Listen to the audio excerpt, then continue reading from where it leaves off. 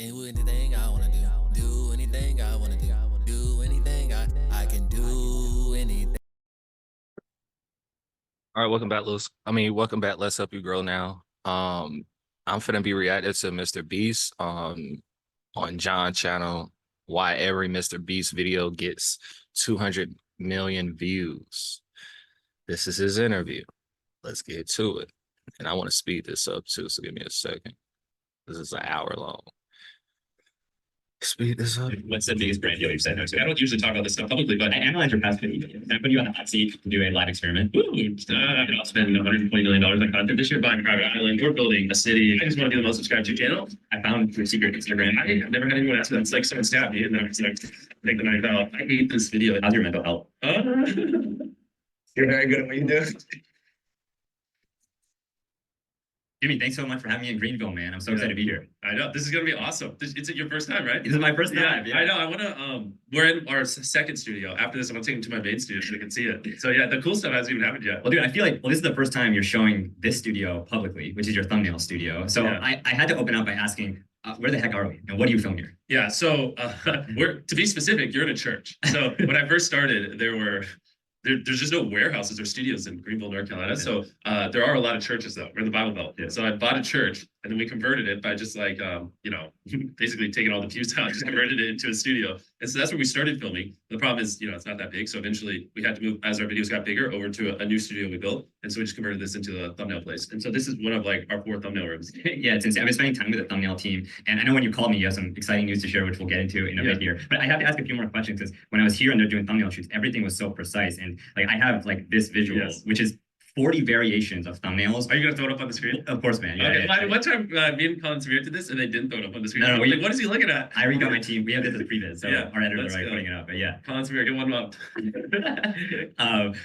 Yeah, tell me a little bit about how you shoot thumbnails here, because I heard that you come in here for about an hour a month and you get a year's worth of thumbnails. So if it's like me laying in sand here, we might potentially lay a bunch of sand on the ground and then put a up high camera and film me just laying in the sand. If I had to like actually go to the place to shoot them all, I'd be shooting thumbnails like 5 hours every single day. Yeah, so it's like nice to be able to lay on the beach in a desert island without having to go there. Yeah, totally. Okay, so dude, I know when we were chatting on the phone, you mentioned for 6 years, you've been building this internal tool. Yeah. And it's basically been the key to how you've decided thumbnails, like you found like outlier videos. And it's a lot of data that not even YouTube has in YouTube Studio, which having worked there before, just blew my mind that you were able to build this. And I have a lot of questions about that. Yes. Tell me about the tool and why are you giving away all your secrets now? Yeah, as you can tell, if you look at our channel, like obviously we're very analytically optimized. And over the years, I've just built a lot of tools. And let me tell you something. Now, to learn some game costs, you know what I'm saying? At the end of the day, it's either going to cost you time or money or both, right? And like I told you guys, I spend time and money in everything that I do, right? But I don't be minding giving people away free game for free because you know why? They're not going to sit here and react to a video that's an hour long like me to get information. Majority of the people, they're not going to do it, bro. I promise you. And I'm a human just like you. I don't really be feeling like doing certain stuff, but hey, I'm just determined and I'm just, I just want it more than you. You know what I'm saying? If you want it like I want it, you need to book a one-on-one consultation call. That way I can help you. I can help you come up with social media marketing ideas, music ideas, all types of stuff, bro. So the information is in my description. And a little while ago, we were just looking at all the tools and I was like, man, these are like really good. And it'd be kind of cool if other people could use them, especially smaller creators. And so that's why we started viewstats.com, because I felt like all these public websites where you could see YouTubers' data just wasn't even good. Like there's no other website where you can see whether someone's views come from longs or shorts. No other websites allow you to track actual video by video performance to see what a video is out of 10 on other people's channel. So that's what we were building, like kind of our own version of Social Blade. And then I realized like, well, I have all these public. All right, so he said he created something called View Stats. So let me take a picture of this. And if I was you, I'll get a picture of that too. That way you can go check the stats and stuff like that. Which is really important. YouTubers data just wasn't even good. Like there's no other website where you can see whether someone's views come from longs or shorts. You know, no other websites allow you to track actual video by video performance to see what a video is out of 10 on other people's channel. So that's what we were building, like kind of our own version of Social Blade. But then I realized like, well, I have all these other tools I've been building for our channel, and like, well, maybe they might also find those valuable. But yeah, it was pretty scary because these things are, you know, as you've used, they're pretty insane. And so the problem though is like these things require a lot of data, and we have a giant team to like turn them into something on the website that's actually usable, which is why it's on ViewStats Pro, because it's like we just to convert our tools into something people could actually use costs over $2 million. And then we're building, we have a roadmap, like a dozen other tools we want to roll out over time. So that's why ViewStats is a free site, but what we're talking about is ViewStats Pro. I just want to make sure it makes sense to them because people might be a little confused. But yeah, it's basically I just tried to, for as cheap as possible, take everything I use on my channel and just give it to small creators so they can use it to get an advantage. Also, that felt great to say because that's the first time I've ever talked about it publicly. Really? Yeah. So I thought I was trying to make sure everyone understands it because they're gonna be like, what's viewstats.com? What's viewstats? What does this mean? Because I've literally never talked about it. I've never even tweeted about it. Yeah, and even the free tool is great. We're going to talk about a lot of stuff that will be valuable regardless. But I want to talk about that ideation process because I thought it was so interesting how you've studied outliers, and I want to talk about that video, the dollar versus series. Yeah, talk about the inspiration because I don't think people realize how you came to that. And then I got a ton of follow-ups. Yeah, 100%. So for the $1 versus, the thing is, we've all seen BuzzFeed did it, but also not only did BuzzFeed, but it's just like people across every format on YouTube, beauty channels, gaming channels, everyone was doing videos where they compare something cheap to something expensive. They usually did well. And what I like to do is if I see something going viral across like multiple, you know, formats all across YouTube, then it's like, okay, that seems to be something people really like. And, you know, they're really interested in that content. So maybe I should just do that like in a really beast way on the channel. So like if a beauty channel does $1 versus $100 makeup palette and that pops off, and then someone does $1 versus $100 sushi and that pops off, and a video gamer does $1 or $100 computer versus $10,000 computer, then it's like, okay, people seem to like this. I'm going to do a $1 hotel versus $1 million hotel, and it works. Yeah. I saw that outlier from BuzzFeed's channel was a plus 50x. Yeah, exactly. So you can see like it was a crazy outlier. It's essentially when I tried to think of like how, because you know these sets probably built it where we can help small creators just do better. When I try to think of like one of the most can't think of another word than OP. It means overpowered if you're not a gamer. Sometimes I say that people like look at me weird.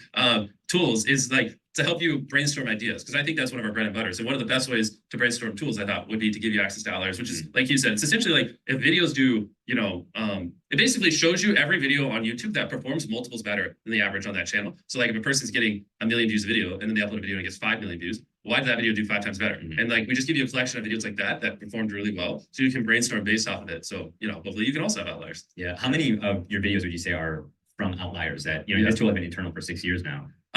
Based off outliers, because the thing is like, I mean, honestly, one of my earliest ideas was like buying a car with pennies. And but this was maybe before we started like tracking data, and I just saw someone buy Gucci with pennies, and I was like, oh, that seemed to work. Let me go buy a car with pennies. So honestly, throughout the last 6 years, it's been a big just way for me to brainstorm. But it's hard though, because I don't want people to don't like see an outlier and just do the exact video. You always have to take it and ideally put a spin on it, a twist on it, do it your own way. Because if you just recreate what's already there, well, it's already popped off. Like it's not going to work. But if you use it as inspiration, which is what I want to get across, and then you creatively come up with your own version, that's where they work, right? Because a lot of almost everything we've done has never been done before. But yes, for the ideas, this is just one of many ways to get like inspired to come up with the idea. Yeah. I think outlier search is going to open the floodgates. And I actually have a little spectrum that I created because I was thinking about too. Like, what is the difference between like copying and pasting and plagiarism, which is not good, and remixing and elevating? Yes. And I think it's the difference between copy with taste versus copy and paste. And I think copy with taste, which you do such a good job of, is like elevating the past, giving credit, and then blending from different sources. Versus a lot of people copy and paste. It's like they're just if you watch someone's video and you can't tell the difference between their video and my video besides the budget, then it's like, yeah, you're copy and paste. But but like, you know, me and Ryan might sometimes do similar videos. I'm not even saying he's copied, but like Ryan and I could, like, I'll go visit hotel rooms, $1 versus Ryan will go visit scary Airbnbs, and it doesn't feel the same, right? That's like, and that's the thing. Like Ryan has his own voice. He's quirky, and he's just like, you know, let scenes breathe more and blah blah. And that's like Ryan's style, and then our style is like a little bit quicker and just show you cool things and spend more money and, you know, making it epic. And so yeah, that's not that he's copying us, but in general, that would be like doing it with taste. And then the copy and paste is, yes, you know, there are tons of other people who have our hotel video just went literally sometimes hit the same hotels, same thing, use my same text on screen, speak like me, act like me, use my cuts, use the same timing pasting. And it's like, be more like Ryan, invent your own style. We need more people like that. We need less people that just look at Ryan, look at me and other big creators and just, you know, literally copy and paste. Like, if people wanted to watch my style videos, just watch my video. But we don't need someone else doing my videos like lower budget and less effort. It's like we need people doing their own version of it with their own unique spin and taste, you know. I think it's also interesting. Another way to find outliers is from your past work or other channels. Yes. So I was talking with Chucky, who you co-founded Viewstat with, and I thought it was fascinating that actually one of the origins for the 1 decide who gets $250,000 came from a gaming video that you made, which had virtually zero budget. Can you talk about how you look for outliers on your past videos? 100%. So I was like, we need to do this again. And I didn't like the title and thumbnail on this gaming video, but I loved the content. It was one of my favorite gaming videos. So I was like, let's bring back the style of the content and then just reinvent the title and thumbnail where hopefully people click on it. And yeah, it worked really well. So in that case, yeah, I got we doubled down on the content because it's not always clickbait, obviously. And I also looked at your Mr. Beast Reacts channel, which I know you're not making content there, but there's still a ton of people who make Reacts content across YouTube. That's probably where Outliers is the best. Very inspiration. Talk to me about these two videos because I found the original Outliers. Yeah. And then I saw like how you reacted to them. And obviously there's a lot of work that goes into Elevate It and copy with taste. But like how did you think about those? Well, exactly. I mean, it's essentially we would just react. We try to react to the most viral stuff because obviously if it went viral, then people like it. You know what I mean? And like in this instance, it might not be as analytical as it seems. I mean, so the video we reacted to is I strapped a GoPro on a fish. I mean, you don't need data to tell you that's fucking cool. I mean, they put a GoPro on a fish, and it's that, and it's also like we have to make good content. So it has to be things me and Chris were interested in, and so that's checks the box. Chris and Jimmy would like make good content reacting to it. It's cool, and then it's also an outlier that would perform. Same thing with the watermelon, like the world's fastest cutting a watermelon. Like that's just very interesting. So because I don't want people to get so analytical that they forget about content. Because it's a yin and a yang. Because one of the biggest things also people forget too is like whether or not people click on your video. A huge factor is their experience with your last video. And so if they watch 5 of your videos and they didn't enjoy it, doesn't matter what your title and thumbnail is. They're gonna see a Ryan Trihead or a Mark Rober video and your video. And if the last 5 times I clicked on your video, the last 5 times I clicked on Ryan, I enjoyed it. I laughed. I had a good time. There's a vibe. They're gonna click on Ryan, right? Fucked, And so that's where it's like you have to. I'd say it's like focus.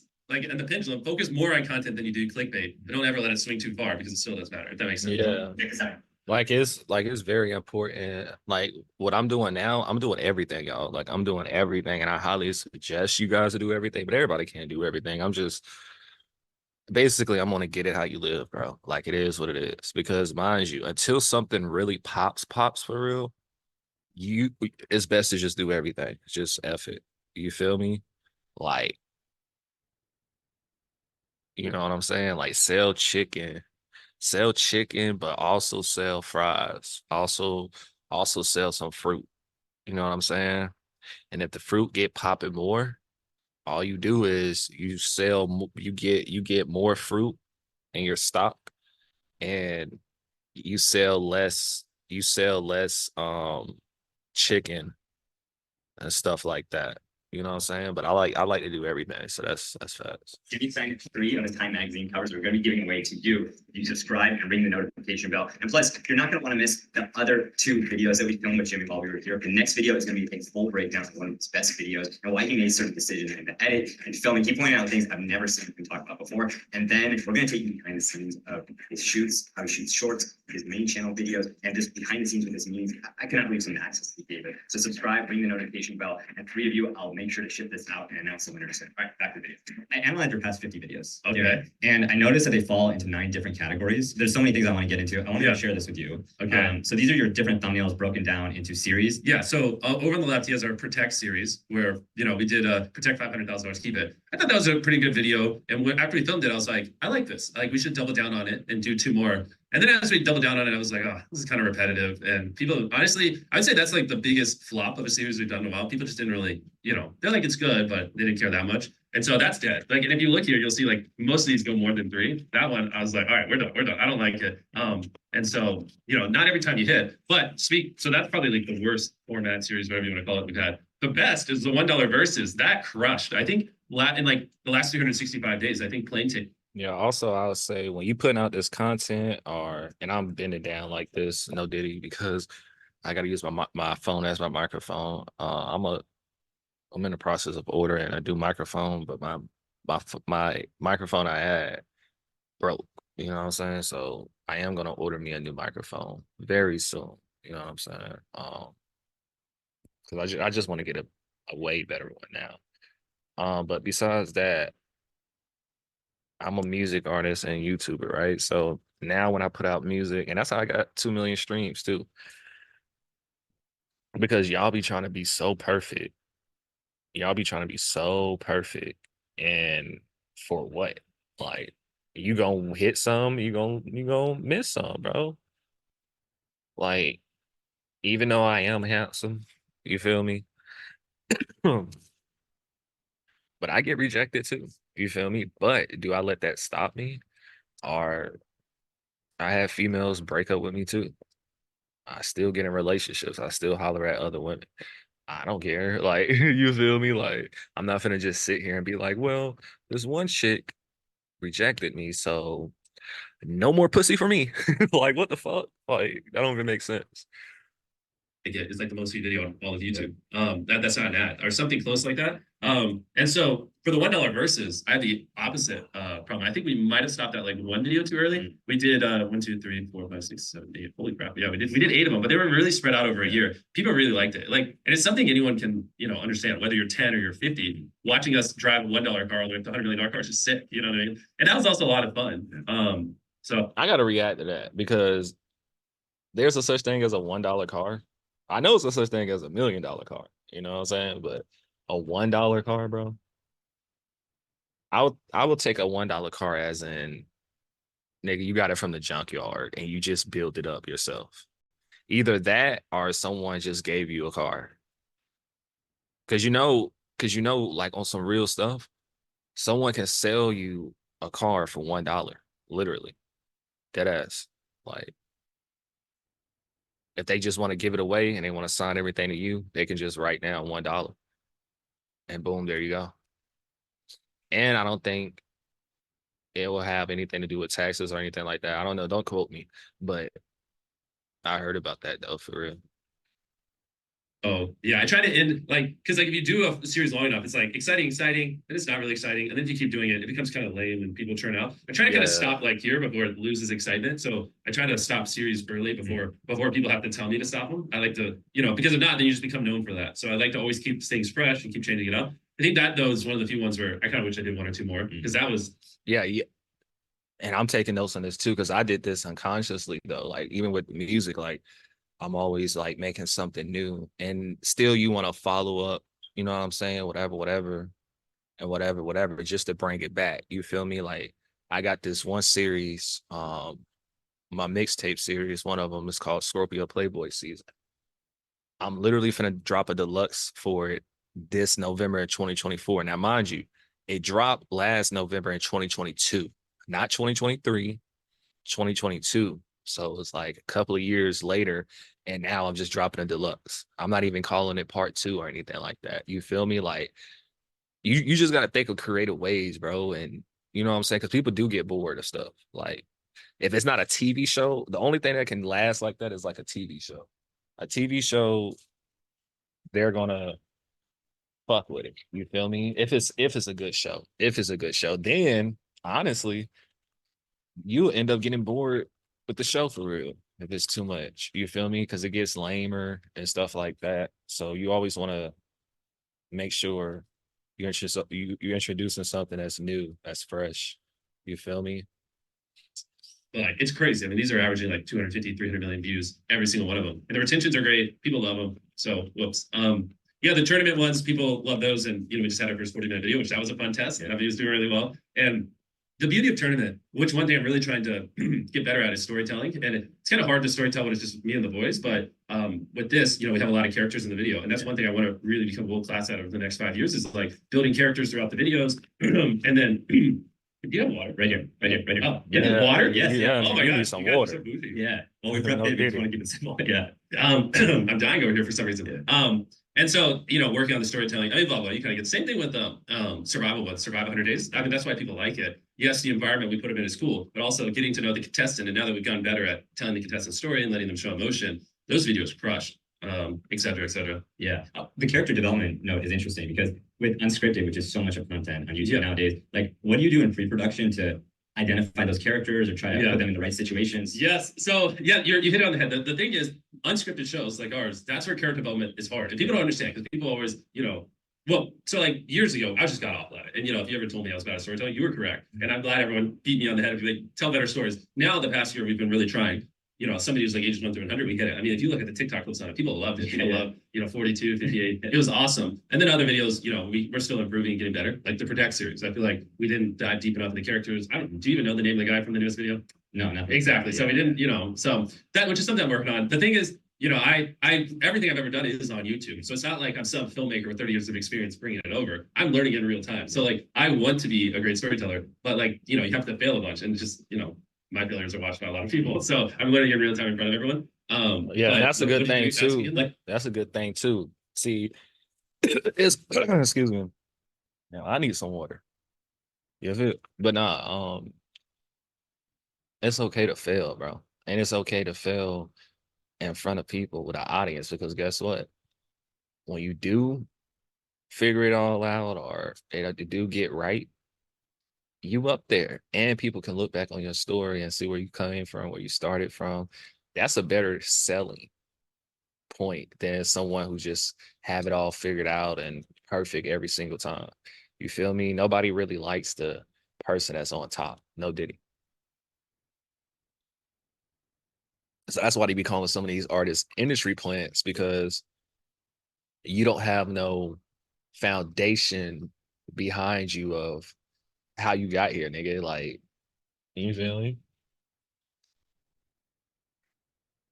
But at the end of the day, take an artist like myself, like, I'm gonna be able to sell a documentary like Kanye West, or write a book and make way more money than someone who just got picked up by a label that the artist was never doing anything and putting in groundwork or anything like that, which is cool, do your thing, but it's better if you have a storyline. Like, how do you develop the characters? Because yeah, exactly. The big way. Yeah, so for these kinds of videos, And also the last thing I'll say too is stop being scared dropping music, bro. You don't have to be the best right now. It's okay. Like, actually, these days, 2024, you ain't got to be the best at all. When it comes to music, content, anything, it's anybody's game. You know what I focus on? Just doing it, like how I'm doing right now. Just doing it. This video is raw as hell. And I don't know if I said this, but until I make a certain amount, because Mr. Beast, who gets 200 million views, right? And he gets, he has a lot of views and stuff. He tells you he reinvests back into his company, et cetera, et cetera. So that's what you're supposed to do.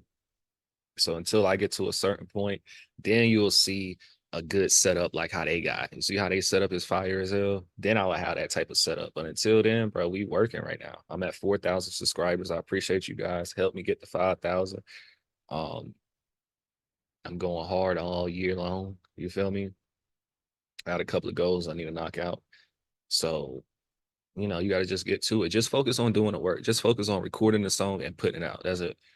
I promise you, you'll get way further. Then over the time, then you can come up with that perfect, quote unquote, perfect song.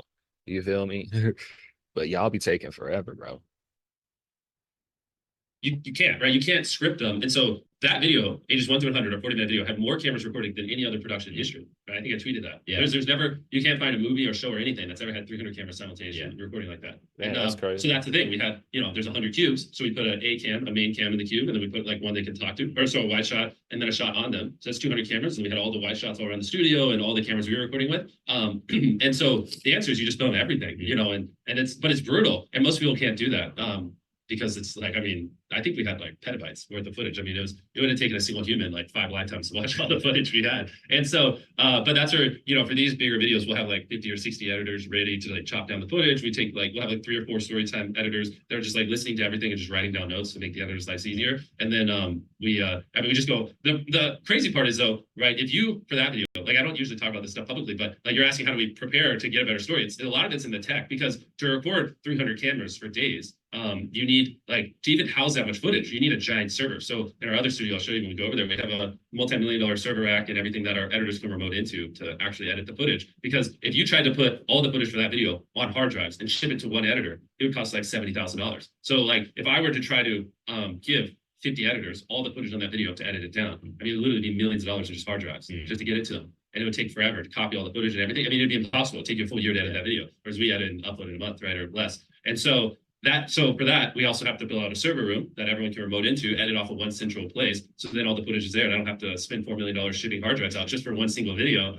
And so it's a lot of that stuff, which other people don't do. So they're not able to actually record that many cameras. And that's where the hard part is. If you don't have that kind of coverage, then you do have to be a little more scripted, because, you know, a normal person or production company or someone who doesn't, you know, take it as seriously as we do, they would just be like, all right, this 24-hour period, we're gonna film this 1 hour window, we're gonna roll with these 10 cameras, you're gonna say this, you're gonna say that, you're gonna say this is your character, and you're gonna do this, and then they'd be like, cool, we got all the shots, you know, we'll see you in 23 hours for the next challenge. Whereas for us, it's just like, all right, over the next 24 hours, do what you want. We're capturing it all. You know what I mean? And so that's kind of the difference, and no one shoots these kinds of shows like we do. Yeah. Wow. Yeah, I never thought about the coverage. For people who don't know, coverage being getting all the footage and all the angles. Yeah. In a way that traditional TV and reality doesn't. That's like half of that's like the most brutal part of what we do. It's like managing the footage and like getting it where it's actually a video. I mean, we're literally sometimes chopping down, like, I mean, it's crazy, like hundreds of years worth of footage down into a 20-minute video. Yeah.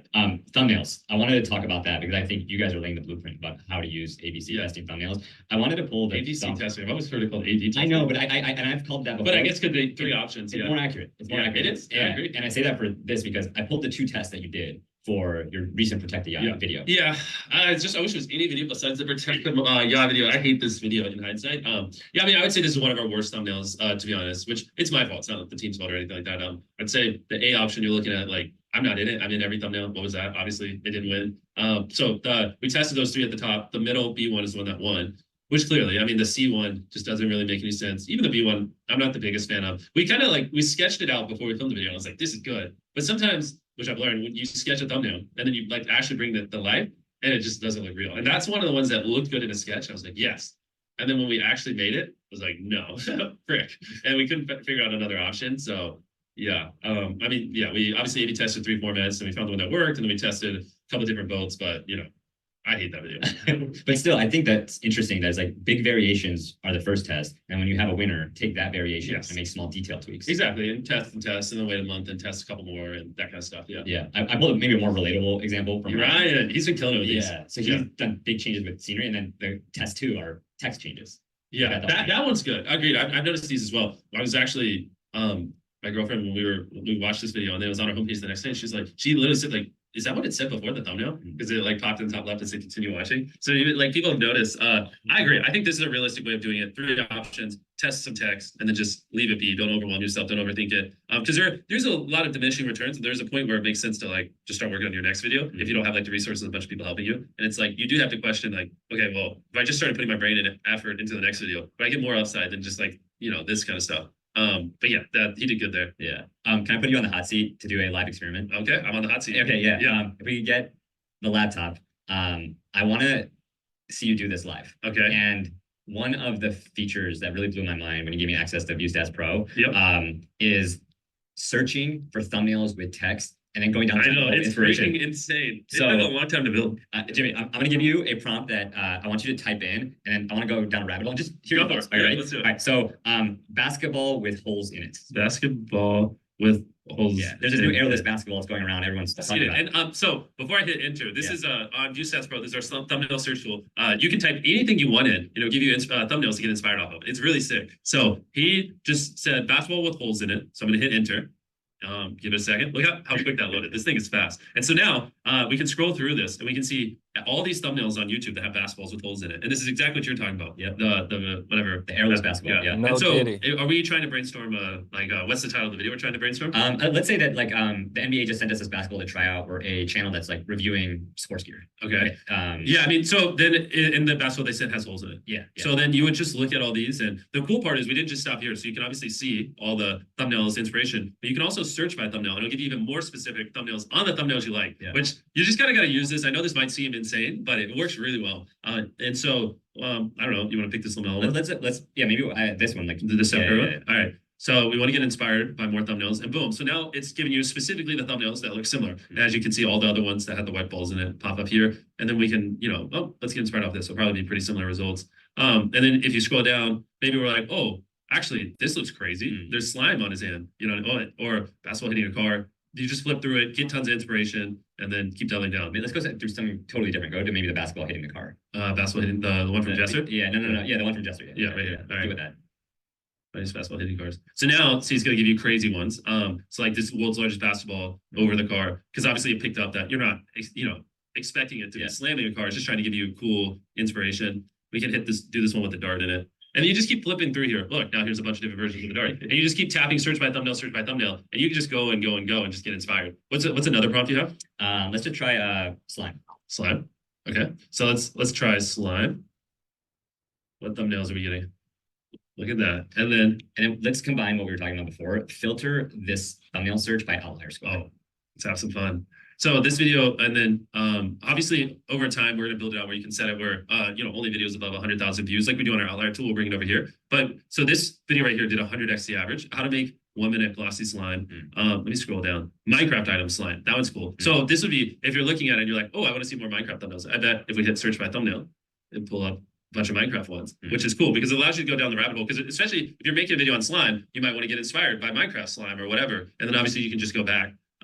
So these are the #1 outliers with Minecraft slime in it. Man, what is one of your coming up videos? One of my coming up videos? Yeah. I just went to Toronto to interview the hacksmith, and he showed me the world's first working lightsaber. So maybe he also showed me the world's first. Yeah, he used it for one of your videos. Wait, is it the same one? He's working on a new one. He's actually spent hundreds of $1,000s on a clean room to develop like one without a cord. And just the title I'm thinking about, because he's like a real life Iron Man, we're thinking about calling it 24 Hours with YouTube's Iron Man, $5.5 million.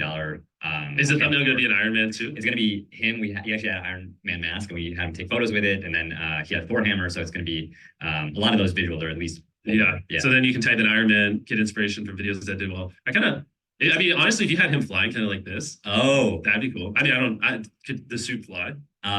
Could you have him put it on and jump on a trampoline in the video and then fly? Or like maybe this scene. I mean, if I'm thinking about it, like this right here would get the most views. If it was him flying in an Iron Man suit, like that would pop off. Yeah, maybe the campus right below. Yeah, because I don't know for your channel, but for my channel, that's what I would do. Yeah, I'm pretty sure we've had that idea. We have a thumbnail mock somewhere where it's like getting a working Iron Man suit, and it's just someone flying, and I'm just like, whoa. Yeah, but it's so cool to like get inspiration that way. I want to give you another prompt because you could search with words, but you could also search with an image. Yep. Maybe you find it from another thumbnail, or here's what I want you to do. We downloaded an image from Google. It's on your desktop right now of a golden car. So I'm going to upload this golden car, and then with nothing else, they'll pull up a bunch of other golden cars, which is pretty crazy. Because then you can also sort it by outliers. You can sort it by default, view count, new. So we can click on this golden car, and then we can be like, ooh, like that one.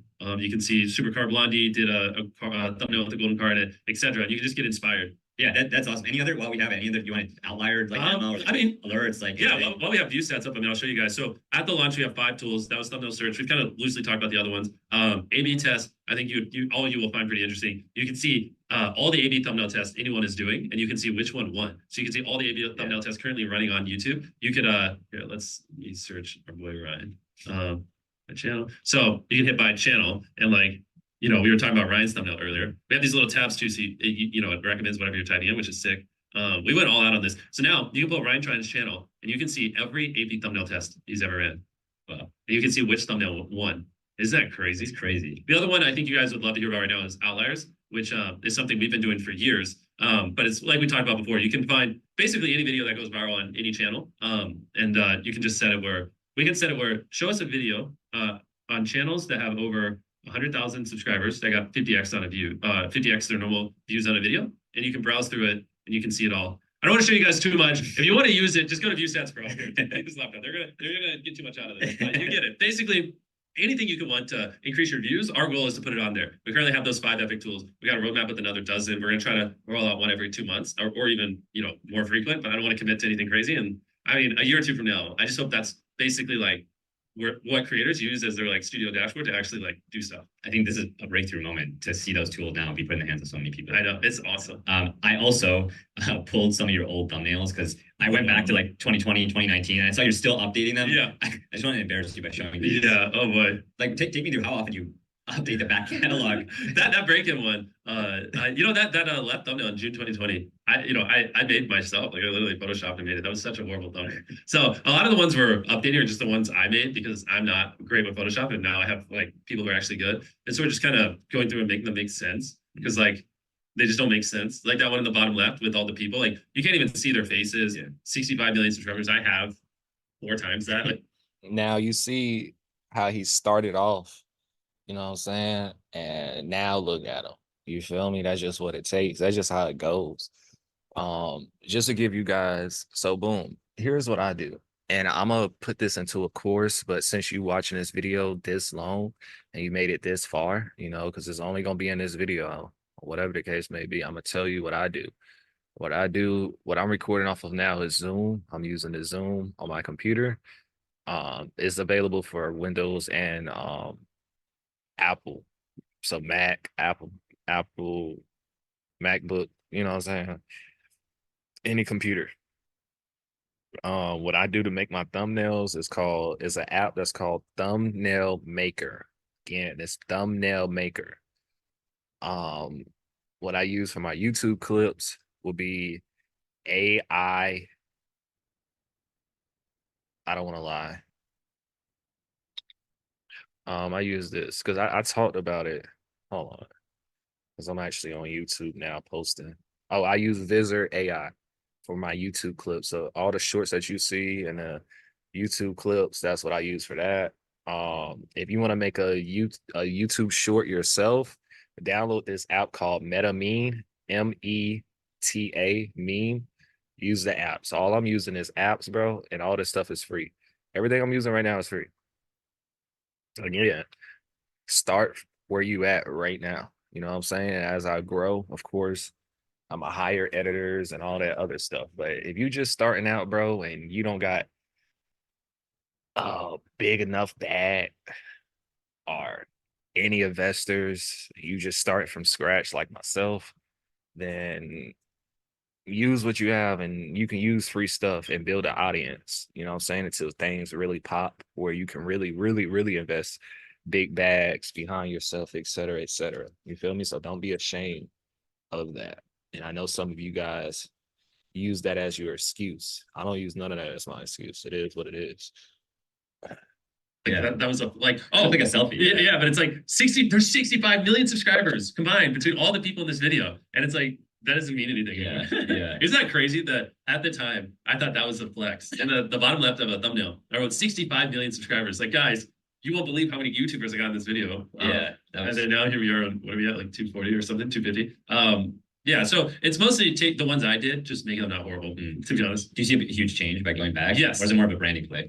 So it depends which ones. I see you have the plane ticket one. Yeah. That one was a huge change. These, it's kind of branding and just making it where it makes sense. Yeah. And sometimes the views go up. This right here, this bad boy. We did a bunch of A/B thumbnail tests, and the one with me sitting in just a normal seat won. And then I don't remember how far after we uploaded, maybe like a month or two, or we were like, wait a minute, we could probably do a better thumbnail. And then we swapped it out for this split screen thumbnail, which we had never done before. But I do occasionally see on view stats other channels doing really good with the split screen thumbnail. It's like, screw it, let's try it. And then we put one on plane ticket, and I mean, that thing went off. I think it got an extra, like, what was it, like 30 or 40 million views because we swapped the thumbnail. Yeah. So it can have big effects sometimes. And that was probably our best A/B thumbnail, or maybe that was probably our best swap like months later that we've ever had. It was pretty crazy. So I know thumbnails get a lot of love, like in the YouTube community when it comes to packaging, but titles are just as important. I wanted to break down the title of hydraulic press versus Lamborghini, and obviously like title and the idea and all that go hand in hand. 100%. And can you explain this term interest market cap? Did Chucky say it to you?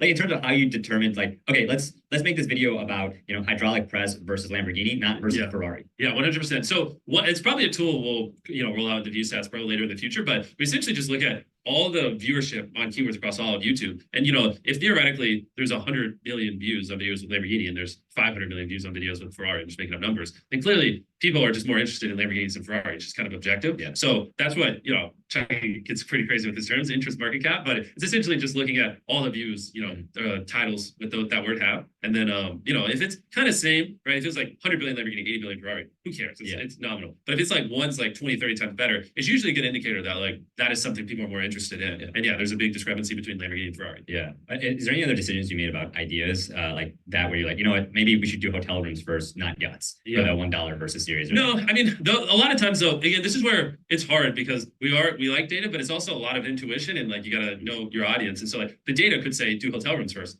but you could also be a beauty YouTuber and it just make more sense to do a makeup palette. Yeah, it might not have the most views, but like your audience doesn't care about hotels. So sometimes, majority of the damn times, bro, you know, that saying stuff don't go as planned. Yeah, sometimes you just got to do stuff. Like, honestly, like right now, this is not super random, but this is random. You feel me? I didn't specifically know that I was going to react to Mr. Beast's video today. I was just like, let me, you feel me? Because I'm getting down in this YouTube stuff. I'm finna get more serious because I'm finna drop a mixtape. Finna drop a mixtape next month on July the 3rd.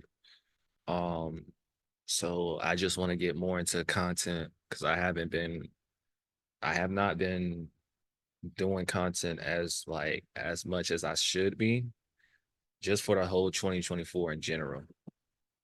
The whole 2024 in general, I have not been on the content. And that's just because I was just more focused on music, which is, you know, mind you, I wasn't just sitting around like you, not doing anything. No, I was focused on music. I had to learn some more stuff dealing with the music stuff, and I had to get that together and stuff like that. But now I'm gonna be back free to do this stuff. You feel me? Come back and teach you guys and help you guys and stuff like that. So if you want me to help you personally, you're either gonna have to join my Let's Help You Grow Now program. You can buy a course, you can book a call. All you got to do is go to my website, let's help you grow now.gumroad.com slash meaning you got to add a slash to it. And yeah, let's get to it. You feel me?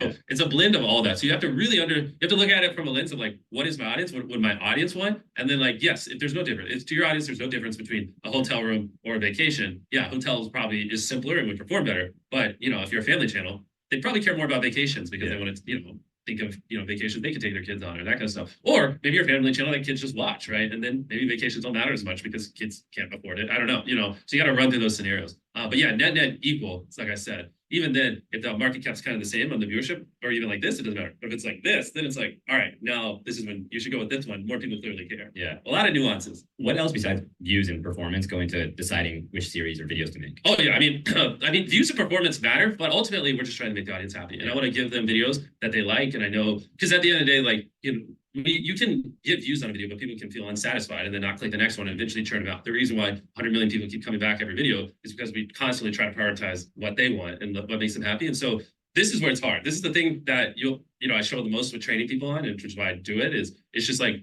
kind of just have to be really in the trenches with your community. You have to read a lot about what they say online and just talk to a lot of them, and you can kind of just tell. Like protect, even if they weren't underperforming, even if they were kind of the Protect series. Yeah, the Protect series. Even if that was like a 5 out of 10, I still wouldn't do it because I could just kind of tell people are like super.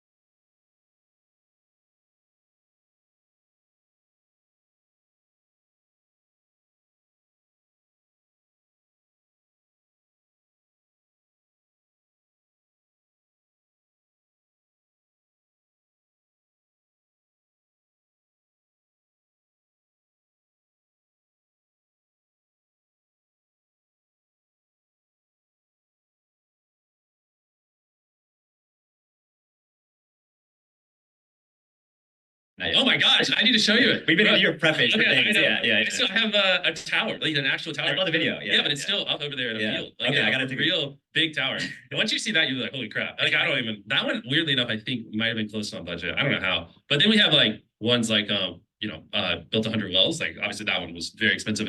And we usually don't do brand deals on those kind of videos because it feels a little weird. I might need to start to in the future so I could do more. But it's just like, it's kind of weird to, hey, here's well number 50. Anyways, let me tell you about blank.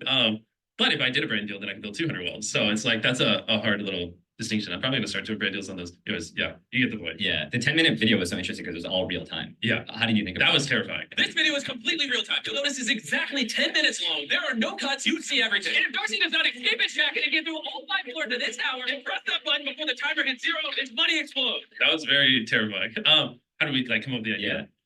It's just honestly a lot because we don't upload that much. Like we're uploading 2 videos a month. Like this year, maybe we'll do 30 videos. So I have I mean, countless ideas I'm sitting on. And that's like one of the ideas I've just been wanting to do for a very long time. Like what usually happens is I say I want to film something and then we're like, we don't know how to do that. And then like 2 years later, we end up doing it. Like that's kind of where we're at now. And like Protect was something I wanted to do for a very, very long time. Even like Antarctica, which I think we went to like a year ago. It was a running joke for 3 years before we filmed that. I wanted to go to Antarctica and we couldn't get there. We couldn't figure it out. It was too expensive. And then eventually we got to a place where it's like, if this is how much we can spend on a video, this is what it costs. After like 3 years, we got to the point where we could actually afford it. And then we went to Antarctica. And that was sick. What are you spending right now for sure? Oh gosh.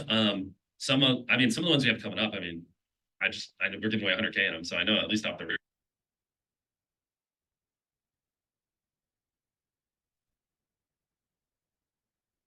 Just kind of like, I just want to make good content. So I'm not really focused on making money off of them. Yeah. Yeah. I mean, some of our shorts could, like 3 years ago, could have been a long form video. I know it's crazy. That's what I want. And like, we're ramping them up. They're going to get much better over time. I'm working on getting some people in to help me. And we've really been brainstorming like, what is Mr. Beast on shorts? I don't think we've fully cracked the code yet, but I agree. Like the spot the hidden person one, like we're building huge sets for those with prizes. Like not that we have a similar building like this, or down the road, and it's like this whole building. We'll build on a giant set just for someone to like. Yeah, I'm not gonna lie. Like, you're not gonna, the money when it comes to YouTube, the money, whatever is the long form content, like what I'm doing right now. The shorts, I'm gonna be real with you guys. The shorts is just to really get you, it's just free publicity, basically. Free awareness. It's like when you post on your story on Instagram or when you make a post on Twitter, it's just free marketing. You know what I'm saying? So and you'll get more views with your shorts. You know what I'm saying? So when you get all these views with your shorts, I mean, you can be excited, but it's not going to turn into no real money for real. You doing long form content like I'm doing right. What I'm doing right now is long form content. So the longer that you guys watch, the more views I get, the more money and stuff I get. You know what I'm saying? But you can run up your subscribers and stuff off of shorts. You know what I'm saying? Because I get a lot of subscribers off of shorts when I do shorts and stuff. So Like spot 5 people. Yeah. It's a lot of work. Yeah. And I heard that you're about to take it up a notch because obviously the Amazon show is coming up. Is it true that you're gonna film even more main channel videos in advance? Oh yeah. Like now, so that you can just focus on the Amazon show later? And how do you plan to do that? Okay, one of my favorite parts of the interview is coming up, and that's when Jimmy gives advice to creators who want to launch their own merch and products like he did. And he gives some unconventional advice, but if I could add one thing before we get there, it's that no matter what product you sell, the domain name you use matters a lot. And that's what I want to thank today's sponsor, .store domains. Whether it's Mr. Beast, Too Perfect, or Zach King, they all use .store domains for their merch because the .store domain. actually, domains is important. I hope y'all know. So any artist that's watching this, if you don't got your own, even if you don't set up a website with your domain, still get your domain. Okay? Because people out here are crazy. Y'all can have a conversation, they get mad, they go buy your damn domain. That's just how the world is. Okay? Go get your domain. I have a video here on Let's Help You Grow Now about domains that you can go check out. And just like he recommended something, I also have something else that I recommended. You just got to go watch the video. Just search domain, type in your search bar, type in domain, Let's Help You Grow Now, or type in Let's Help You Grow Now domain. And a couple of videos will pop up. I don't know how many videos I did on it, but I do know I did a couple of videos on it. Domain tells the world you're selling. I mean, it's a big reason why Mr. Beast actually moved from along.com to Mr. Beast.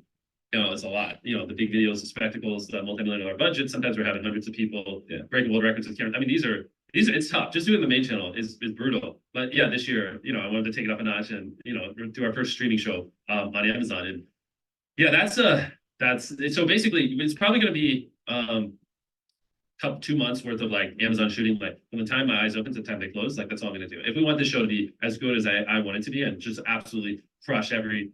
Well, I don't want to say anything that will, set me up for something in case I don't hit it. But if I want this to be just a world-class streaming show, I got to represent the YouTube community. Like a lot of people are going to watch our show on Amazon, and it's going to kind of be indicative of creators. And so if it's not good, they're going to be like, see, YouTubers can't make, streaming content. That's why they stick on YouTube. They're not the same as us. There's a lot of elitist mentality over there. Even in the people, we're talking with the help of the show, I see it still. Occasionally, I'm like, why can't we just make great content? Why does it have to be like, can't we just all be creators? So I really want this show to crush, so it reflects well in the YouTube community. And so yeah, we're going all out for that. But that's the problem is, I usually film almost every day. So for me to spend 60 days or almost every day for the main channel. So for me to spend 45, 60 days on the Amazon show, yeah, basically just have to jam my schedule up to the max before and after. So I don't skip a beat on YouTube because YouTube is my number one priority. I don't want the YouTube channel to miss anything for this Amazon show. So, which is also why we brought in I think we're up to over 70 people now just to help with the Amazon show, independent of the main channel, because that show is huge, man. I haven't talked about it too much. I have to think really hard what I say because I don't want to spoil anything, especially for the contestants. But we're buying private islands. We're buying. We're building a city. We're doing things that don't make sense. Picture my biggest YouTube video ever. Like this is it, and this is like a normal episode on that show. I mean, because I have a way bigger budget. I mean, way, way, way more money than I normally have, and we're just going all out. Like we're not holding back everything. One of the Amazon episodes is probably 5 times more expensive than my most expensive YouTube video. I mean, that's like $15 million. I not per every episode. I just one of the episodes are spending. It's crazy, but it's so all these ideas I've had sitting in my head for a very long time, I can do right. Like I want to, just give away an island an episode for this cool little thing. We can do it. We want to build a city so we can blow it up. We can do it. You want to do this? We can do it. It's awesome because it's really money is not a constraint. It's just what is, phenomenal content. And then that's why the ages 1 to 100, we've been practicing the storytelling because I don't want it just to be big budget spectacle, but I also want it to be you get attached to the characters and you feel the story and you're rooting for them. And so that's why I'm really trying to practice a lot on YouTube. So we filmed this in a couple months. It's if you combine the spectacle, our filmmaking, the authenticity, the budget, and we really nail down the storytelling, and that thing can be world class. I'm so excited. But yeah, so it's basically leading up to it, I'm filming every single day, and then afterwards every single day. So it's gonna be 6 months of just filming every minute of the day, essentially. Do me the one day. What is a shoot day, or what does a day look like for you? Are you waking up? How many videos? Oh god. Well, here's the problem. It's so random because we just filmed a different video that we needed it to be dark. Yeah. So we would start filming at 9 p.m. and we finish filming at 6 a.m. So in that case, it's just different. So I'm getting up at 1 p.m. and then I'm going to check on the people.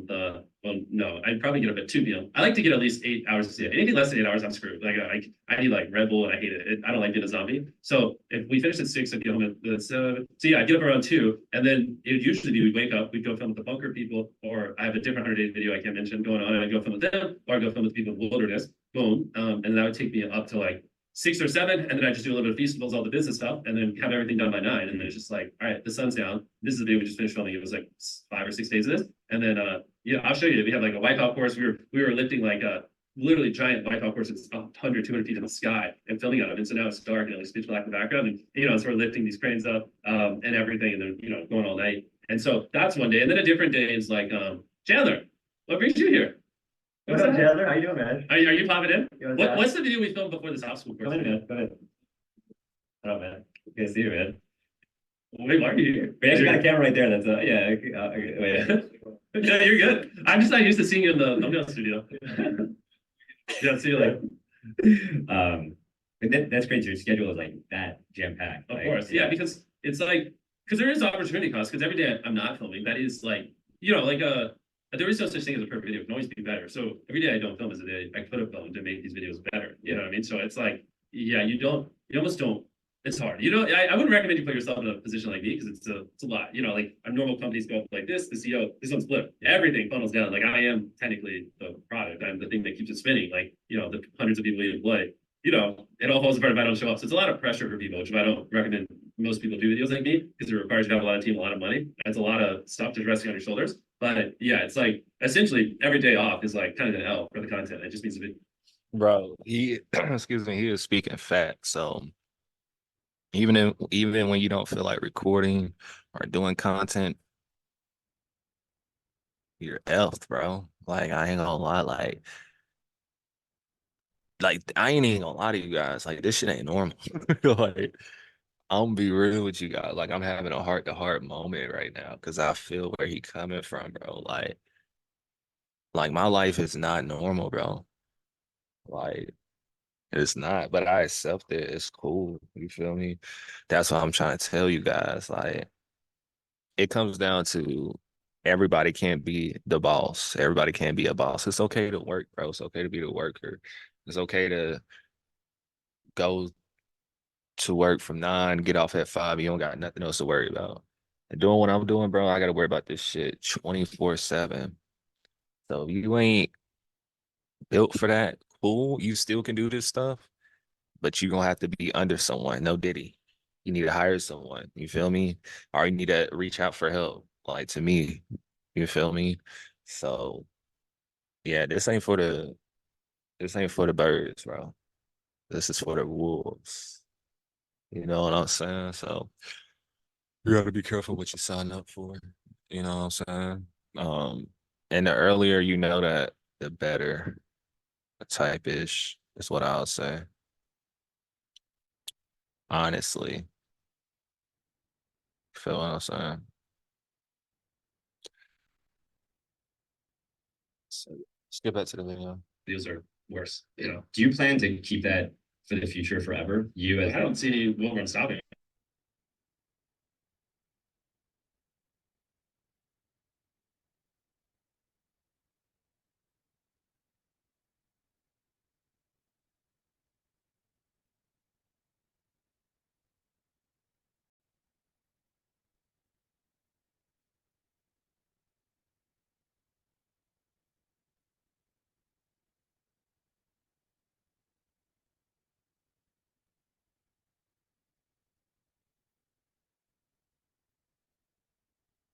It, and then I just fell off my phone. And if you just don't look at Cryto Studio, you're like, oh, maybe it's a 5 out of 10. I just won't check, and then you just kind of ignore it. So that's kind of where I'm at. I absorb the pain. I feel the emotions, and I'm like, damn, I'm depressed. And then I just funnel that energy into what did I do wrong? And in this case, I was like, never doing a Protect series again. Screw that. People don't like it. That thumbnail's horrible. And then okay, you got that, move on. You know what I mean? Which is hard, but then you just start working on the next video, and eventually you just get so in the sauce on the next video you don't even remember. Wow, to hear you say that, how's your mental health these days? I mean, I just work so much, I don't have time to think about it. Oh wow. I mean, that's always been my strategy. You like think about, oh, what happens after you die? You just see darkness forever, or you start thinking of all these other stuff, and it's like, I'll just keep working. Then you don't even have to worry about it. Wow.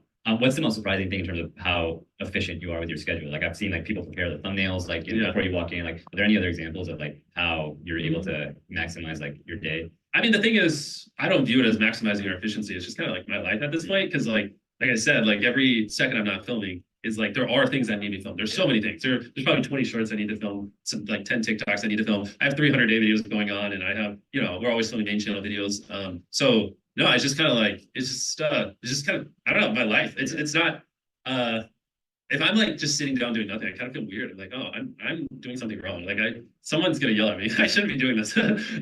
So if that kind of answers the question, it's kind of just how things have always been, Yeah. But it's not like you don't just you don't snap your fingers and end up here. This is like a slow progression over many, many years. Like I decided a long time ago that like, yeah, I want to spend as much time as possible filming, and all the other stuff I want to train people up to like be able to do it. I just want to be involved in creative and filming, and ideally that's where most of my time goes. So it's a cognitive decision of like, training up other people to take everything else off, and then like pushing people to push me. Like it's not like I'm telling people push me and make me a better person, help me make better content. Like let's make this the priority, that kind of stuff. But it takes a long time to ramp up to that point. Yeah, and I was talking to the team. They spend sometimes like 30 hours prepping for one shoot. Yeah. And I wanted to ask you, what are these grid lines that we're standing on right now? Like what happens here in terms of setting up the lights and the people? Yeah, well, yeah, it's because if we need to shoot 20 or 30 images, we don't want them to have to reset for 15, 20 minutes in between each. That would take an entire day. So these grid lines allow them to put little marks so they can practice images before, like the lighting and that kind of stuff. So we can kind of just flow from one image to the next. And they don't have to like think about all the lighting. They can just have all the lighting marks pre-marked down. Yeah, I pulled this because last time we did an interview, it's all the data. Yeah. This time I was here for a thumbnail shoot, and they were getting everybody there to take an overhead shot. Can you talk about that process to get everything ready before you walk in? Because I've never seen anything like it before. The problem we have here is the only real linear constraint for the company or for the channel is me, right? Some of our videos we're filming 7 to 10 days. Like some months I'm literally on set 28 days out of 30. Some months, a typical month might be closer to 20. And so it's just hard because it's like if you envision it, if we film 3 videos in a month, and like the first is a $1 versus, right? We'll say like $1 versus $1 million hotel. I have to fly to 7 different hotels all around the world. One of them's in India, right? That's 3 days off the rip right there. So like that's a 10-day filming slot, if not 11 days. And that's if we're really extreme and cutthroat with the time. And then I have to go film another video. But that's, 7 days of filming, but it's also a day of travel to get there and a day of travel to get back. Right now, that's 9 days. That's 20 days. That's only 2. And then you tack on a third video there. Or if we have like a long 100-day video, like right now we have people living in a bunker, survive 100 days in a bunker with $500,000. And like, that's I have to check in on them. I have to check in on, we have some people in the wilderness. And then I have to, so that would take up to 22 days. Then I have to film shorts and TikToks and all that other stuff, which isn't crazy hard, but that's still a couple more days. And then I have to work on feastables. The next thing you know, like I'm like from the time I wake up to the time I go to bed, basically booked for like 28 days straight. It's like, well, I still have to do thumbnails. But yeah, this one, to be, I'm not as in the weeds on these when they collect people, but we have just a lot of people locally that we usually end up using. And I think we have an app where we just put out like a ping, like, hey, you want to help us with blank? Here's what it'll look like, blah, blah, and people just sign up for it. So they probably did that, got all these people, and then, yeah, got the shot. Yeah, and I thought it was also interesting. Everybody's wearing a neutral color, so that way they can edit in and post, put a jumpsuit on them, and just... Yeah, I mean, the guys we have now, or the team we have, they're just phenomenal. Yeah. Like, 3 years ago or whatever, I was making these thumbnails in Photoshop, and I couldn't do half the stuff they do. Like, sometimes I'll just throw out something, I'll be like, it'd be cool if there's a building in the background, but I know it's not possible to do. Why? We just put it there. I'm like, what do you mean? And then they'll like come back 2 hours later. I'm like, oh, all right, well, that looks real. Cool. I thought like that you have like stand-ins. Yeah. And this is something you tweeted out. Yeah, so we have this one person every time before we shoot a thumbnail. Before I go to shoot a thumbnail, he does the thumbnail, so I can kind of look at it and make sure I like it. And so we have a lot of images. Like for every one I take, there's probably 100 of him, and then they'll take it. Let me see what it looks like. I'll be like, that looks good, and then they'll set it up, and I'll come in and crank it out. It's so impressive, man. This is awesome. He just is handing me paper. This is like really well prepared. I like it. Thank you, man. That's I mean, last time we did our interview, I had 24 hours to prep, and then yeah. And this time when you called me, I was like, all right, I got more time. I'm gonna just do everything I can. So love it. We got a ton more where that came from. But I think what's crazy is that you're not only shooting videos. I've heard stories of you reshooting videos, like the 7 days stranded. Oh gosh, yeah. Is it true that so you spent 2 days on an island, and then what happened that you had to reshoot? Oh, that's right. I was gonna like throw it up on Mr. Beast too, like the 2 days. I forgot I never did that. Someone remind me to do that. Yeah, we went to spend 7 days on a deserted island, and the three things that really make me miserable, like I can bury myself alive. I can not eat food for weeks. I can do extreme things. I can count to 100,000. But there are 3 things that just make me want to die, and I really struggle with. And it's heat, it's the sun, and it's bugs. Those are like if it's an extreme challenge and it doesn't have those 3 variables, I got it. If you introduce one of those, it's like, ooh, I don't know. And so yeah, we did 7 days on a deserted island, and it was very hot. There's a lot of sun because I get very paranoid. I don't want to get sunburned and skin damage. And there's a lot of bugs. And I mean, I was getting just destroyed by bugs. And yeah, on day 2, I woke up and my leg just had like 100 bug bites on it, both of them. I was sunburned. It was like so hot. Like it wasn't supposed to be that hot. It was supposed to be whatever, like 80 degrees. For some reason, it's like 90 degrees. It was miserable. And I was like, I can't do 5 more days of that. And which is that's something I've learned about myself. So now I don't put myself in those kinds of positions anymore, because I don't mind like pushing. I actually enjoy pushing myself. Like when I counted to 100,000, obviously I was miserable the last 50 hours, but weirdly I get enjoyment out of like going to the point of misery and then pushing through it and finishing. It's like something I for whatever reason kind of enjoy. But when it's just those 3 things. I've noticed anytime it's one of those 3 variables, it turns from enjoyable misery that when I complete I'm happy to like, this, I just want to die. Like I can't do this. Like, and I'll finish it. I think that was the worst day of my life, or week of my life. I can't. So yeah. So anyways, after day 2, we scrapped it, shot the flare, and then but then I'm like on the boat right back. I'm like, I lost, and then now I'm like, it's messing in my head. I can't. So then we came back, refilmed it a different way, and did the 7 days. Wow. Yeah. For the island, are you saying something to scout it out ahead of time? Or if you buy an island or stranded on an island, yeah. What's that process? Well, if we buy an island, that's different than if we spend 7 days on it. So if we buy it, we'll send someone to scout it. The 7 days stranded, I think we send someone out there. Well, usually we'll just call someone local, tell them to go out there and be like, hey, tell us what you see, or whatever. Or we'll send someone out there just to like make sure there's not a trillion snakes everywhere. So yeah, we'll scout it out and be like, yeah, Jimmy won't die. And I'll be like, cool, yeah, I'm not coming out. I know you're not only pushing the boundaries, your attention to detail like is next level. I saw this tweet that you put out where you were going and spending 15 hours at Walmarts and Targets, and I'll just read it off. You're like seeing if they had inventory of Feastables in the back and helping them put it out. And then you said the store was doing 0 sales when I visited and 0 product on the shelf. I found these in the back room, and you had to scan them and place them on the shelf, and the store started selling about for an hour. Most products don't have velocities like ours, so you have to stock the shelf. So you're at the top of the game, but you're doing things at the bottom of the ladder, like stocking the shelf. I mean, yeah, every single day I try to visit at least a Walmart and Target and just look how the product is. Because at the end of the day, if you're selling like a CPG consumer packaged good, like, you're just putting it's something on a shelf, and you want to have the same experience as people buying it and make sure it's a good experience, which So yeah, in that instance, I would go to a lot of stores. Which also, just to be clear, it wasn't the Walmart or Target employees' faults. It was ours. We didn't have enough bars, so we would send bars. They would sell out, and then like then sales would go to zero. Then we'd send more, but like you can't expect it right when it hits for them to go put it out. So I would go there right when the delivery would hit, and then put it out. Which obviously they would have done it. It just which we kind of solved because we're ramping up production of more and more bars. So hopefully that's not a thing anymore. But yeah, I mean, I feel like that's just 101. You should just go see your product out in the wild. I think a lot of execs. When I tweeted that, everyone freaked out, but that wasn't what I was trying to get. Was like people were like, "Whoa, you go to the stores," and I wasn't trying to be like, "Oh, look at me." It's just an interesting thing. Yeah. But yeah, I mean, I probably in the last month visited like 60 or 70 Walmarts. Like, and sometimes instead of flying somewhere, I'll drive there so I can hit like 20 Walmarts along the way and look at Feastables and Chocolate Isle. We did that. We had like a layover from DC to North Carolina, and I was like, screw it. I just like didn't go to it, and like the person I was flying was like, "Where'd you go?" I was like, and I texted him. I was like, "I'm just gonna rent a car and drive home so I can visit 30 Walmarts." And I was like, "You should board the flight though." And then I just drove and hit every Walmart from DC down to North Carolina. Are you getting stopped at the Walmart? So like, I imagine it's hard for you. I'm gonna tell you, I have a couple strategies to not take photos. Yeah, if I don't do anything and I just like, because especially because I'm kind of tall, like, my head is usually above other people's. So what I usually do is, I'll tell you the second best strategy, because I don't want people to know my number one is if I throw a beanie on and glasses, no one recognizes. It's like, because I never worn a beanie in a video. It's just they're like, if I get it where it covers up my bangs, so it's like here, and then I throw on shades, it'll be like, the amount of photos go down 99%. Or maybe like 95. And there's another, I can take it one step further if I really don't want to take a photo, and yeah, no one will notice it. Because like if I cover my facial hair too, then yeah, if you can't see my bangs with my facial hair, then it's just like some tall white guy. So no one recognizes me, which is what I usually do. I think the reason people are probably surprised to see that tweet is because you right now have over 200 employees, right? Like you're worth millions, about to be the biggest YouTube channel. What's another example of you rolling up your sleeve or doing the quote unquote dirty work that? Oh, I mean, anything. Whether I just went to this is something we'll talk about later in the year, but I just visited a lot of my farms in Africa, and with something special we've been working on for Feastables. But I don't want to dive deep into that. Give me a couple months to talk more about it, or everything. I'm involved in every part of everything we do. I mean, obviously, sometimes I'll help with the thumbnails, sometimes I'll help with the video creative, sometimes I'll any job in Feastables. If it's designing the packaging, if it's the artwork, calling a retailer. There's nothing I won't do because these are my companies. You know what I mean? So I don't. If someone's struggling needs help, I'll help. Someone needs help. Figuring out how to clean this floor. I really don't care. You know what I mean? Jimmy, what's the rough pie chart of how you make money right now between AdSense, sponsorships? Let me think about it. Yeah, pie chart. So just percentage. Yeah. Let's see. For this year, I haven't done this math. 10. Well, so we're talking revenue, obviously, not profit. But because I don't even know if I'll make money this year, just because we're Feastables, we're making so much product content, we don't ever make money. Maybe one day.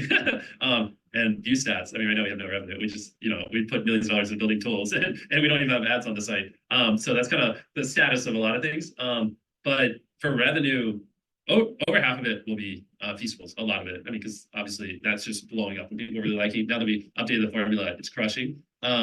And then outside of that, there's just a lot, because I don't have I don't bucket it as YouTube. I have it as like ad revenue, brand deals, theoretically merch, this, and so there's so many line items. And last time I looked, but obviously we're going to spend over $120 million this year on content. So you can deduce we're probably going to do close to that much in content revenue and that kind of stuff. Wow. How do you decide whether a video is going to be a sponsored video and get money from an external brand, or devoted to raising awareness for Feastables? Well, I have to do brand deals in almost every video. So the only ones I don't are usually like the really hardcore philanthropy ones where I'm like, ooh, this might feel weird. I'm okay with just take a couple $1 million L. But like the Wells and maybe one others. But outside of that, every video has a brand deal on it, because that's the only way I can keep the lights on. Because that $3 million, isn't factoring in like the warehouses or the studios or a lot of other expenses I have. That's just kind of like the cost of the video and like the people working on it. So like if I don't do a brand deal, right, and I spend $3 million, but I have theoretically another $1 million in G&A or stuff like that. So it's like the total cost of everything, like $4 million to get that video out the door, and I don't put a brand deal on it. I'm not making $4 million in ad revenue. So if there is no brand deal, let's say theoretically, a brand pays me $2.5 million, and if we don't put a brand deal on it, that's an extra $2.5 million negative on that video. You know what I mean? Yeah. So I have to do it, or we're screwed. What's the biggest brand deal you've said no to? I've said no to a lot of big ones. The obvious easy ones are like I've had a lot of those crypto casino. But even outside of those, there are some that I won't say them because I don't want them to feel weird, but some that just didn't feel like a right fit. And I've had people offer tens of millions of dollars, and I'm like, I don't know. Like, do you? Video? No. For multiple. I'm like, do you know what my audience is? No. For your sanity, I'm gonna say no. Also, that would be weird. Yeah. What's like an average like brand deal now, like for like the main channel? Uh, I do. I don't want to say it because the problem is it always goes up. Yeah. And then the people hear this will be like, oh, well, Jimmy's overcharging us. We're getting screwed. Yeah. But not enough. I need more to be able to afford my videos. So because my video costs keep going up, Yeah. and they go up. They just go. My video costs go up like this, and my brand deals go up like that. Just not at the same rate. But I mean, it's obviously more than I ever would have imagined. If you asked me 5 years ago, whatever number I said is that times 3. You know, I'm like, whoa, this is crazy. Would you sponsor other creators on YouTube with festivals? 100%. When we after this, I'll explain kind of my roadmap the back half of this year. Yeah. We're just right now we're pouring all our money into like setting up certain things that we talk about later this year and with festivals and just working on like the ethical sourcing and that kind of stuff. And I'm pouring everything I have into it. Once that's up and running, which I'll explain off camera, then yeah, we're gonna be going crazy. Yeah. Do you have advice for creators who are launching products? More people are doing that now than ever before. And I thought it was so smart. Like when you launch festivals, like you gave so many of those like time box, like you know, like that ticker, like the lock safe and open. It was like you created a moment out of your product launch. And I was talking to a lot of creators before this question. Jordan Mander wanted to know like how do you like launch this? Like how do you launch a product if you're a creator with an audience or trying to build towards that? Yeah, I think a lot of creators are launching products, and for some it makes sense, but I think for a lot it's just building a real business is hard. You know what I mean? Like, you know, building up festivals. Like I'm in the weeds. I mean, this thing is taking an unfathomable amount of my time and an unfathomable amount of money. Like success isn't guaranteed, and even if you have the influence, right, getting people to repeat purchase, come back, innovating the products, right? You can't just get by on your name. I mean, you can for a first buy, but if you want people routinely buying, you know, your product over 5-10 years, you know, and so I think it's if you want to launch a product, do it. Like, don't listen to me. I mean, who cares? Do whatever you want. What excites you, and you know, I can be wrong. But for a lot of people, I think it's just premature. And honestly, I think they can make way more money doing brand deals than launching a product. And it's like I don't even think it's something they're passionate about, and I don't think they realize just how difficult it is. And yeah, I mean, you're kind of seeing it, like a lot of launching, but a lot are already, you know, being closed. And so I'm saying it because I'm already seeing a ton of influencers shut down their CPG products and their food and beverage brands that they're doing. And I think way too many are doing it. And they don't understand this stuff's hard. Like it's, you don't just like, you know, hire 2 people and they just magically make, you know,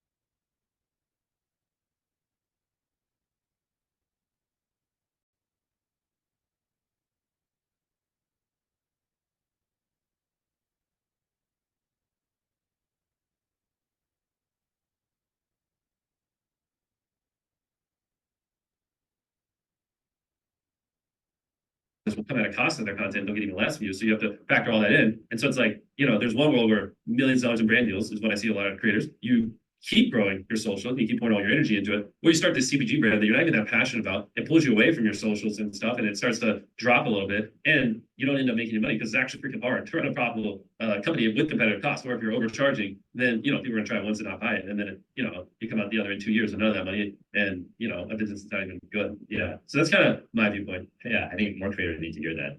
Is your goal to sell festivals ultimately? Oh no, you want to you're in for the long haul. You're trying to build it. Yeah. And how do you think about like where you promote festivals in your videos? You're wearing the jumpsuits. Like how much of that planning happens in pre-production in terms of promoting? No, I mean it's kind of just whatever. I mean a lot of times it's just like, oh, I want a snack. I can't be a festival bar, and then I, you know, because sometimes we're filming for 15 hours, and so I'm just eating it. And I'm like, hey, buy festivals, anyways. Or you know, like I'm also very excited about it because I poured a ton of time and effort into the product. So we have contestants. Usually at some point I'm just like, yo, try this and let me know what you think. And then I'm like, oh, hey, you should just film it, you know. And so it's not as strategic as it might seem. It's usually just us eating chocolate. And then you asked about the jumpsuits, like the stuff. Yeah. That's one thing I've started to experiment with. I guess because the Amazon show where it started, we put a lot of thought to figure out what we wear throughout it, so it doesn't feel as amateur as a YouTube video. There should be a little bit more of a consistent theme. And when I started studying that more, I was like, I wonder what would happen if we started doing that in our videos. So like Aegis 100, I wore a suit throughout the whole thing, and I actually feel like it elevated the tone of the video, and it felt right. Like it didn't feel corporate, it didn't feel non-YouTube, it still felt YouTube-y. And I feel like I made the video better, weirdly enough, because I just fit the vibe. Yeah. And so that's something we've been experimenting with, is like me wearing clothes that kind of match the vibe of the video, which weirdly enough works. Yeah. So it's like this is the hard thing. It's not hard. This is the interesting thing. Is like if you would have brought that up to me 3 years ago, I'd be like, who the actual fuck cares? Like who cares what I wear in a video? But now I'm like, actually, it can like really make it feel more like a universe when people watch the videos and like a, you know, and not break the immersion. And I'm like, this is cool. But I never would have said that 3 years ago. And that's what I love about content creation is you're always learning and improving. If you have an open mind, you can always get better. Yeah. Are there other things that you look back at 3 years ago, like everything? If I watch a video from 3 months ago, I shit on it. It's terrible. So I honestly, if I watch my newest video, I complain a bunch. So what are some of the more recent complaints you've had about videos you're put out? We just have to watch it. I mean, it's just because we're always getting better. Every video we try to improve a bunch of stuff. Yeah. And so every video we go from a video, I'm gonna have exponentially more complaints because we're always improving things. So if we just went 5 videos back, there's at least probably 20 things we've tested and learned since then. And then when I watch it, all I'm gonna be able to think about are those 20 things. And I'll be like, oh gosh. Yeah. And if we go far enough back, then it's just like screaming Jimmy with this story. And I can't watch it. Like, get that out of my face. I hate that. I mean, at the time, I thought it was good content, but it's just like, I didn't have a mentor. I don't have a filmmaking degree or people who were teaching me. So I started making content when I was 11 because I just like making videos. But no one ever taught me anything about storytelling or anything like that. So as I'm growing up, I'm making these videos and I'm doing my best with what I know. And obviously that was one of the biggest complaints back in the day is that, it was just screaming or it was a little too fast paced. I didn't know any better. Like I would slow the scenes down and be like, what do I put in? I don't know how to do this. So it took me a long time just because I didn't really have anyone teaching me to like figure out, here's how I can slow scenes down where it's not boring and actually, let things breathe and that kind of stuff. Yeah. So like, now it's obvious because I'm, I just turned 26 and I've, studied filmmaking quite a bit and I've talked with a lot of really smart people. But back when I was 21, I had no idea. And I was just like, oh, fast paced is entertaining. You know what I mean? Yeah. So how have you slowed it down without making it boring? A lot of it is you get them connected to people. So they're like interested in that person. Like if I just threw a random person on the screen and they talk for 12 seconds, you're not going to care. You're literally going to, the retention just knows that. But 42, when we were filming that video, we noticed he was very outgoing and he was very, cool. Like he had a deep voice and he talked a lot. Age 42. Yeah, age 42. Yeah, in the age 1 to 100 video, he talked a lot. And so we, made sure to like always have a camera on him because he was really crushing. And so we built him up throughout the video because we had a lot of footage. So I think there's one scene that we didn't really cut for 12 seconds, but because you were invested in age 42 at that point, you're invested in the person age 42 was talking, it worked. Like retention was flat because you're like, oh, I care about this dialogue. Yeah. But if that was the first time you saw him, you wouldn't care. So it's just kind of stuff like that. If you're watching the interview this far, then you're going to love my newsletter, Created News. Just go to created.news, and every week you'll get a breakdown of the best thumbnails on YouTube, why they got you to click. You'll get a breakdown of the best outliers and the best performing videos and why they got you to watch. And you'll get the latest news for creators and why it matters to you and how to make sense. Just go to created.news, and it's going to be the best video that you can get in your inbox. I promise. All right, back to the interview.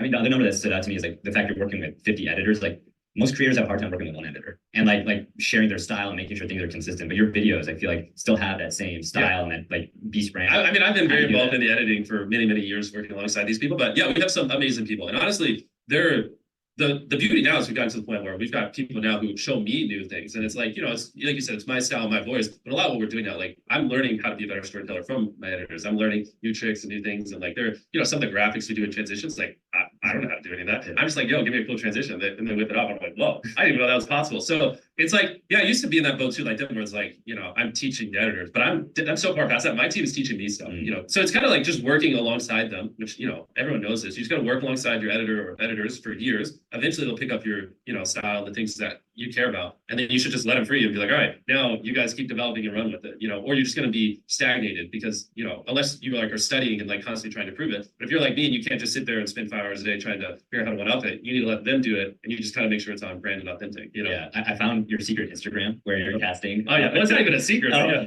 I need more people to find this Instagram. I need help. It seems like it's like just being kept on the side, but how do you cast people to be in the videos or even the Amazon show? That's a huge opportunity. Well, I mean, for ages 1 to 100, it's, we're just looking through the database of all the people, which that one's really hard. Like, you don't even understand. You know how hard it is to find 100 people in 100 different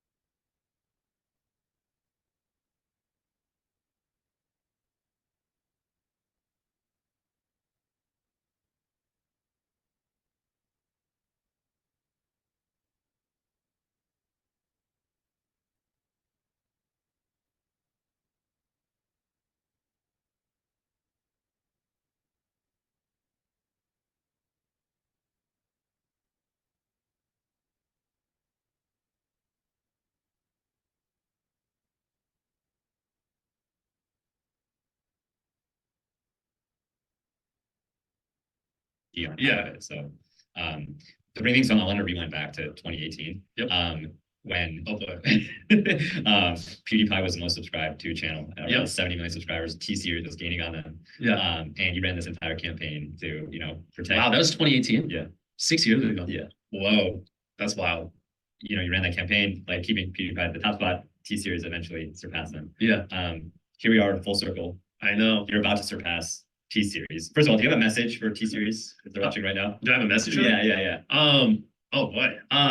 You know, it's a little ironic, isn't it? 6 years later, here we are back again. No, I mean, one thing I want to make very clear is like, you know, before I think it kind of got a little like, you know, this country versus that country, and not, I don't think Felix took it there, but some people even got a little racist with the subword before. So I'm very cognizant of it, which is why I'm not leaning into it too hard. Like I'll probably do a short and talk about it here and there, but it's like, this isn't, to me, I have a huge fan base in India. So this isn't India versus America. It's not, it's just, I just want to be the most subscribed to channel. And I do think it is a little, yes, I have a lot of people helping me, but at the end of the day, I started this channel. I've been doing it for 14 years. I live and breathe this. I am the face in it, and I am a creator. But you know, YouTube runs in my freaking blood. You know what I mean? And so I do think there's a little bit of symbolism that it's nice that like a creator, you know, a homeborn YouTube creator is the most subscribed to channel. Even though I know some people might not see it that way. I think that's cool. Not knocking on them, but obviously they are a corporation with probably 1,000 times more employees than me, or something crazy. But yeah, we gotta like draw the lines in the sand. I need to make it clear. I love India. I have fans in India. You guys are awesome.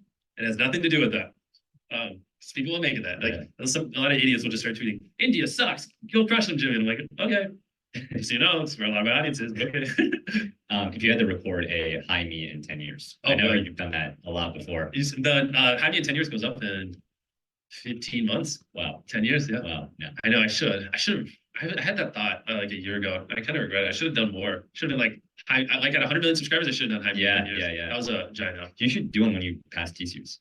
Really? Yeah. I mean, that'd be cool. That's a landmark. Right now. Yeah. Well, I know you gotta do it again. Yeah, that would be cool. Yeah. Or maybe a teaser if you were gonna say something like Jaime in 10 years. Yeah.